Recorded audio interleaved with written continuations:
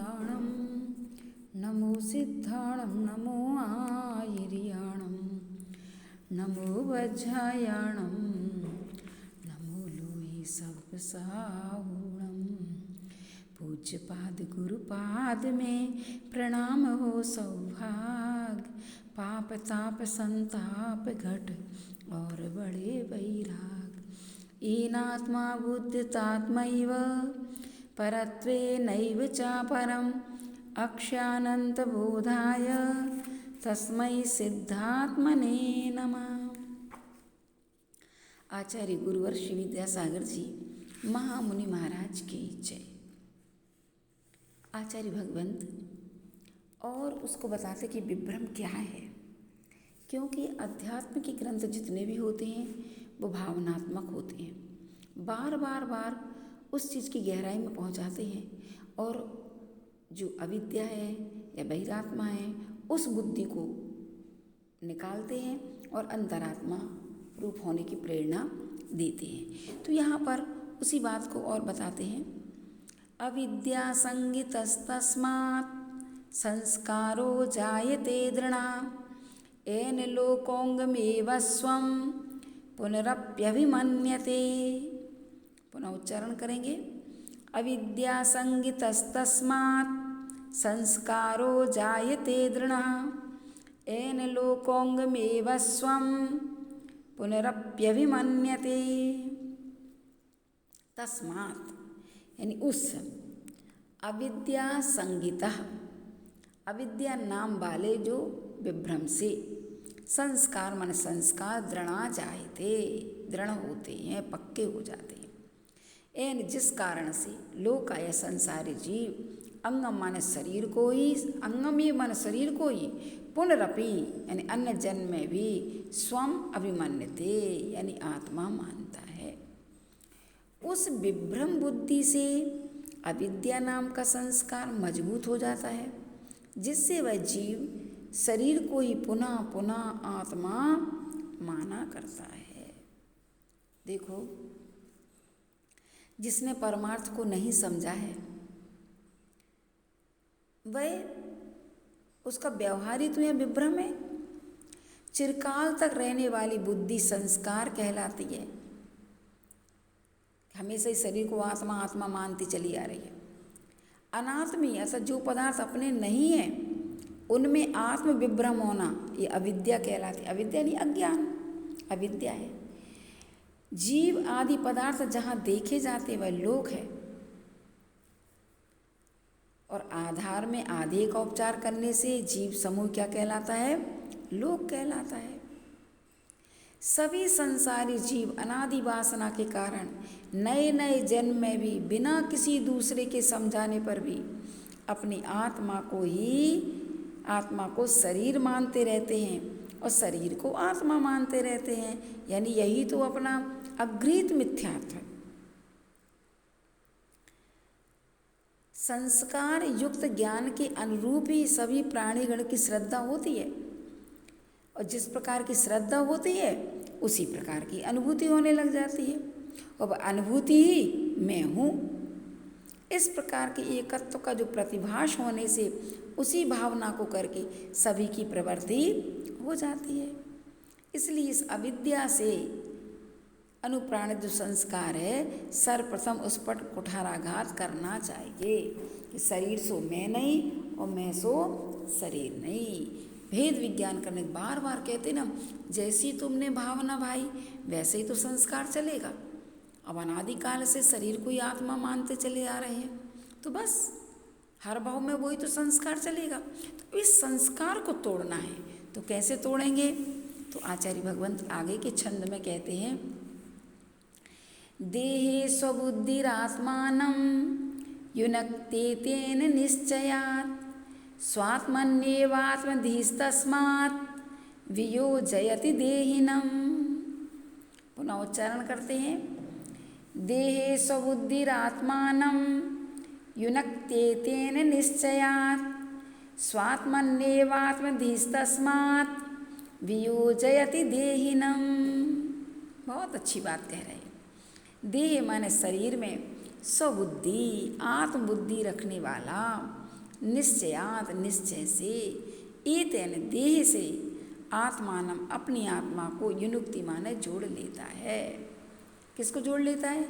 जब देह में आत्मबुद्धि रखेगा तो देह में ही अपनी आत्मा को जोड़ लेगा। और स्वात्मनि एव, अपनी आत्मा में ही आत्मधि यानी आत्मबुद्धि रखने वाला, तस्मात् देह से देहिनम मन अपनी आत्मा को वियोजयति यानी अलग कर लेता है। कितनी अच्छी बात कही। माने जो शरीर में आत्मबुद्धि रखता है वह तो देह से अपनी आत्मा को जोड़ लेता है, जो अपनी आत्मा में ही आत्मबुद्धि रखता है वह देह से अपनी आत्मा को पृथक कर लेता है। आ रहा समझ में? इस शरीर में आत्मबुद्धि रखने वाला अपनी आत्मा को निश्चय से इस देह से बांध लेता है, किंतु अपनी आत्मा में ही आत्मबुद्धि रखने वाला देह से अपनी आत्मा को जुदा कर लेता है, पृथक कर लेता है। देखो, मरण के समय देह छूटने पर भी नए शरीर को भोग कर भी सुख दुख बुढ़ापा रोग रूपी कष्टों से शरीर का अनुभव करता हुआ भी नितांत पौद्गलिक इस शरीर में आत्मबुद्धि नहीं छूटती है। जबकि देख रहे हैं कि सामने वाले का शरीर जीव मरता है तो शरीर तो छूट जाता है और आत्मा चली जाती है, बिल्कुल पृथक दिखाई देते हैं, फिर भी नहीं छूटती है। इसी कारण से पुनः इसी देह के साथ आत्मा को बांध लेता है। शरीर सो मैं सो शरीर, इस तरह की बुद्धि हो जाती है। तथा उपयोग का उपयोग मात्र में ही अवस्थान हो जाने से, माने आत्मा आत्मा में ही रहने लग जाए या श्रद्धान हो जाए, जिसकी बुद्धि आत्मबुद्धि अपनी आत्मा में ही लगी रहती है, वह देह में रहता हुआ भी देह से आत्मा को पृथक कर लेता है। यानी कि उसे वस्तु तत्व समझ में आ गया कि शरीर अलग है और आत्मा अलग है, शरीर के गुण धर्म अलग हैं और आत्मा के गुण धर्म अलग है। इससे यह सिद्ध होता है कि जब तक इस देह में ममत्व बुद्धि रहती है तब तक देह की प्राप्ति होती है। आचार्य भगवंत ने उसमें कहा है इष्टोपदेश में, तुम शरीर के चिंतन करोगे तो शरीर मिलेगा और शरीरातीत का चिंतन करोगे तो शरीर अशरीर ही मिलेगा। तो तुम्हें जब जो प्राप्त करना है तुम उसके बारे में विचार करो। तो यहाँ यही कहा कि देह में आत्मबुद्धि रहती है तो देह की प्राप्ति होती है, और अपनी आत्मा में ही जब आत्मबुद्धि मुख्य रूप से हो जाती है तो वह अपनी आत्मा में लीन होता है, समाधिष्ट होता है और इस प्रकार से उस आत्मा को प्राप्त कर लेता है। तो आगम भाषा से यह स्थिति परम उपेक्षा संयम वाली धर्म शुक्ल ध्यान में आरूढ़ मन वचन काय की गुप्ति से गुप्त देह का उत्सर्ग की ऐसे श्रवणों के होती है। गौण विवक्षा से भेद विज्ञान से भरे श्रवण अथवा श्रावक के निर्विकार शुद्ध चैतन्य स्वभाव में तीव्र इच्छा होने से तथा पूजा स्वाध्याय ध्यान जप आदि भावना के समय आत्मा में आत्मबुद्धि होती है, क्योंकि उस समय उसका अनुष्ठान आत्मा में आत्मबुद्धि की प्राप्ति के लिए ही होता है। इसलिए सरागी सम्यक दृष्टि को भी होता है। और वैसे एक स्थिति कहाँ बनती है तो निर्विकल्प समाधि में शुद्धोपयोग के समय बनेगी, लेकिन नीचे भी भावनात्मक तो नीचे भी होती है। सम्यक नहीं तो सम्यक दर्शन कैसे प्राप्त होगा। इसलिए अपने लिए इतना ज्ञान करने के बाद ये जानकारी कर लेना चाहिए कि मुझे देह में आत्मबुद्धि नहीं रखना, देह अलग है और मैं अलग हूँ। देह सो मैं नहीं और मैं सो देह नहीं, दोनों जुदा जुदा हैं। देखो, हम आपसे कहें कि आप कोई वस्तु को देखते हो, किससे देखते हो, तो आप तुरंत कहेंगे आँख से देखते हैं। अरे आँख तो पौद्गलिक है।